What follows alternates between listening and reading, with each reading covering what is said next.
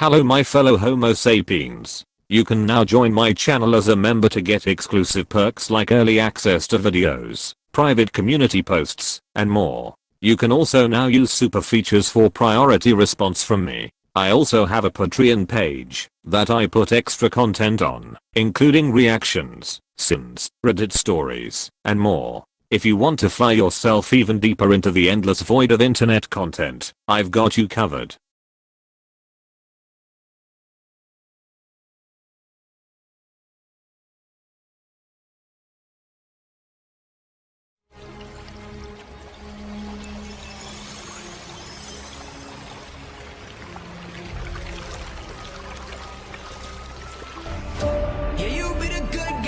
I'll be the outlaw, under the moonlight. Here come the hound dogs, fight as the wolves howl. Nowhere to run now, even when outgunned. Scrap like a southpaw. Call me the bad guy, I'll be the outlaw. Pray for my demise, wait for that downfall. Even when outgunned, always gonna die hard. Willing to lose life, as long as I find God.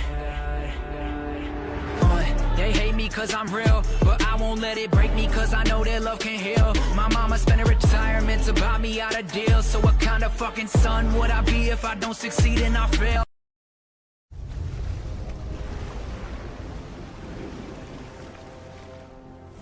Oh, it's gonna be that kind of movie. Okay. Wait, what? That's the first sin of this movie? A throwaway designed to pad the sin count and runtime? Come on, surely you can do better than that.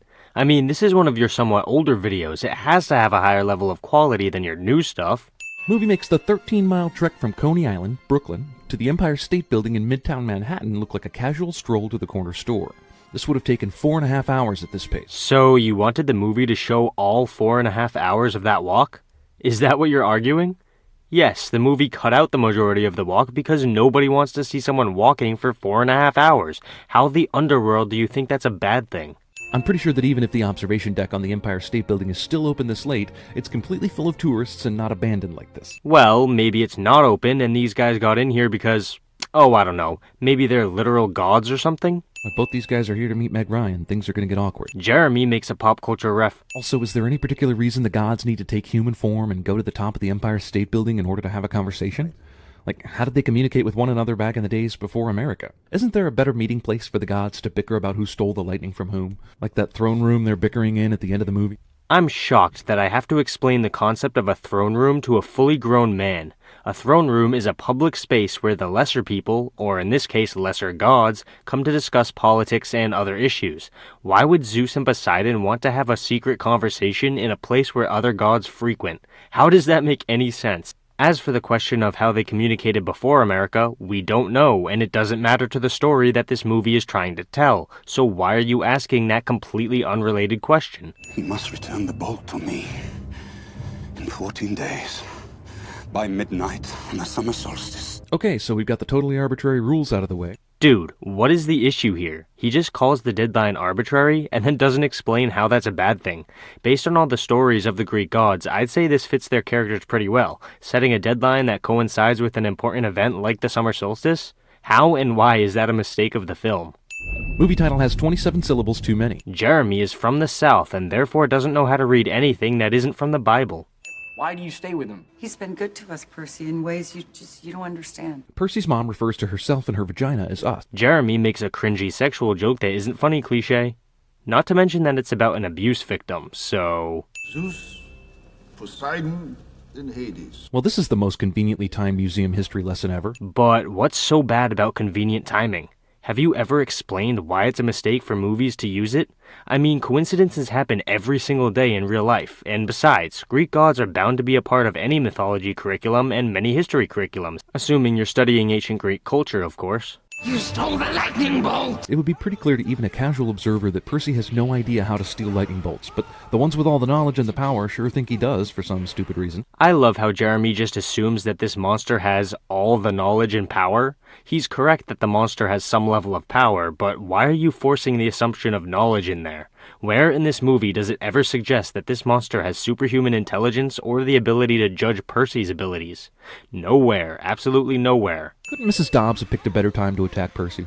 Surely she knows about Mr. Brunner and his secret powers, right? No, this scene right here shows us that's not the case. Why are you making random assumptions and then treating them as facts? Percy, this is about your father. Sally tells Percy this is all about his father right when they're heading out during daytime, but then waits until hours later at night to actually start telling him the story of his father. Your father was unlike any guy I'd ever seen. Of course, this scene ignores the fact that the daytime shot Jeremy shows is clearly late in the day, shortly before the sunset, based on the position of the sun. Sally, watch out! I'm pretty sure Grover didn't see this cow at any time to be able to warn Sally about it. Except he did, because the movie showed us he did when he warned her about it.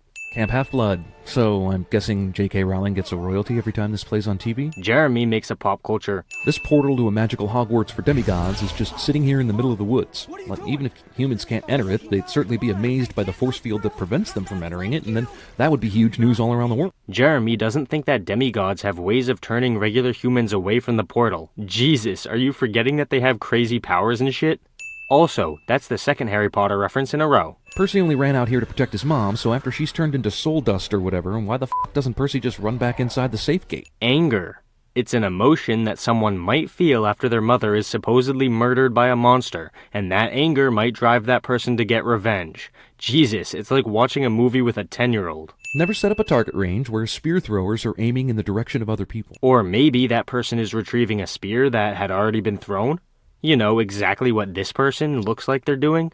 That's because your brain's hardwired for ancient Greek, not English. What? He said that Percy's brain is hardwired for ancient Greek because his father is a god. What are you not understanding about that? Human world, Grover had to put his jeans on to cover up his goat legs, but Mr. Brunner stuffed his entire horse body into a wheelchair? Yes, Jeremy doesn't understand that magic exists in a movie about Greek gods. Seriously, this is the level of intellect I'm dealing with. Also, couldn't there have been, like, almost any other tactic to disguise the smell of his blood other than marrying a smelly, abusive asshole? Aren't there some nice guys out there who just happen to smell bad, too? Yeah, but they're not as easy to find. It's a simple fact that anyone who cares about others is more likely to care about themselves and therefore their own hygiene, whereas someone who just hates everyone and everything is less likely to care about themselves and their own hygiene. So does every demigod have something that restores their strength and power? Like, does the wisdom and battle strategy chick get her cuts healed by touching a dictionary or the art of war? We don't know yet, and how the underworld is this a sin? Why do you think that simply asking a question equates to pointing out mistakes of the film? These questions very likely have answers, they just haven't been given yet or aren't important at all. What the hell kind of capture the flag are they playing here? So you win a few battles and everyone just stands down while the guy takes the flag? You had him surrounded. Jeremy doesn't understand the concept of respect and honor. Percy beat the entire red team, and it would therefore be considered dishonorable to prevent him from taking the flag. It's really not that difficult to understand. Bring me the bolt! Jeez, it's like these supernatural beings are blind or something. Despite the fact that he obviously has no idea what they're talking about, where would Percy be hiding a f***ing bolt of lightning? It's weird to me that Jeremy thinks it should be obvious that Percy doesn't have the bolt. I mean, have you never heard of the concept of lying or deceit? For all they know, Percy could just be a really good actor who's pretending to be clueless. These are gods who have lived for thousands of years and have experienced all sorts of hijinks. The only reason you think it's obvious that Percy isn't guilty is because you have that information as a viewer of the film rather than a character. Jeremy doesn't understand dramatic irony. If you ever want to see your mother again, you will bring me the bolt! Also, earlier Thomas Crown said that if Percy went outside the camp, it would be too dangerous because he'd be under attack. Then Hades, one of the most powerful gods in the f***ing movie, shows up inside the camp, which isn't very safe after all, and does nothing but threaten Percy? So then why not just take Percy out of the world if the biggest threat to him is more threats? What? Jesus Christ, this shit is so dumb. Did you miss the earlier scene where Percy was attacked by a goddamn minotaur? That's what will happen if he goes outside the camp. I love how Jeremy sees one single event inside the camp and automatically assumes that's the only thing that can possibly ever happen to Percy. Ignorance is bliss, I guess. This place definitely needs an extreme makeover. Grover's job as a junior protector also includes making references to popular TV shows. Jeremy's job as a shitty YouTuber also includes making references to just about everything under the sun. Oh, and pointing things out on the screen, too. Let's not forget about that. How are we gonna find the pearl in this place? Check everything. Good idea. Yeah. What? They said they're gonna find the pearl by checking everything. What don't you understand about that? Seriously, what is so difficult to get about this? Check this out. So now we can just heal anyone, as long as there's water around? Good to know. Stupid, but good to know. Why is it stupid? Are you going to provide a reason? No, of course you're not. It should just be assumed that the guy who has magical abilities powered by water shouldn't be able to use those abilities on other people when there's water around. That would just be dumb because, reasons. Also, how the did he know he could do that? He didn't. He was just trying something new and it turned out that it works. Jeremy doesn't understand trial and error. Guess it's not really a sin if the characters had never been to Nashville, but coming into the city from the north like this, it would have been way faster to get to the Parthenon had they taken this turn. Admits it's not a sin, sins it anyway. Wait, if these are supernatural beings, then how did Annabeth's knockout darts affect them at all? Because her knockout darts were also supernatural? And where in this movie does it ever state that knockout darts can't affect magical beings? Again, you're just making a random assumption and treating it like a fact. Ah, it looks like the gods have sent Voltron to do their dirty work. Jeremy makes a pop. The Greek gods definitely only want to hide things in the continental United States. Okay, and the sin is what? That they didn't hide things elsewhere? But why is that bad? Care to explain? No, of course not. Your channel works best when people don't actually question what you say and just blindly accept everything instead. Kinda like a religion. Lotus Casino. The fact that the Las Vegas Lotus Inn and Casino closed in the 70s should be reason enough for our heroes to be suspicious. There is a Lotus Casino still active, but it's in Sacramento, California, not Vegas. Jeremy sins a fantasy world for not adhering to the real world. Do I need to explain why that's dumb? The clearly underage group of heroes make it past the casino bouncers. Yup, because this place is run by supernatural beings who don't care about age restrictions. Jesus, just watch the movie, dude.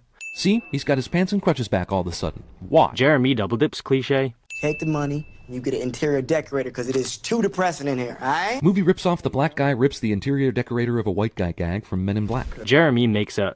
What exactly is this guy gonna buy in Hades? This is yet another question that has nothing to do with the story of this movie, and yet Jeremy pretends that it constitutes a sin. Also, why would he be motivated to accept money from these guys when there's money just floating around all over the place in the underworld? It's never outright explained, but the implication is that he's not allowed to take anyone's belongings. You know, disrespecting the dead and all.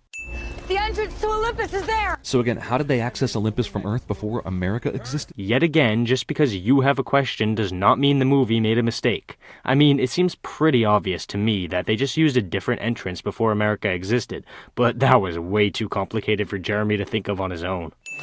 Well, that is certainly a lot of convenient water. And how is it convenient? Are you saying that buildings in the real world don't have those water takes on them? Because that's bullshit. Also, has anyone stopped to ask Zeus, the badass god of gods, how he lost his precious lightning bolt in the first place? Because that seems like a pretty stupid thing to let happen. I mean, you said it yourself. Zeus is the most badass of all the gods, meaning if something was stolen from him, the thief is a big threat.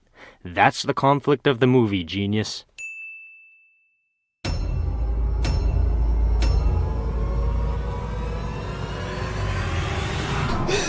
No God.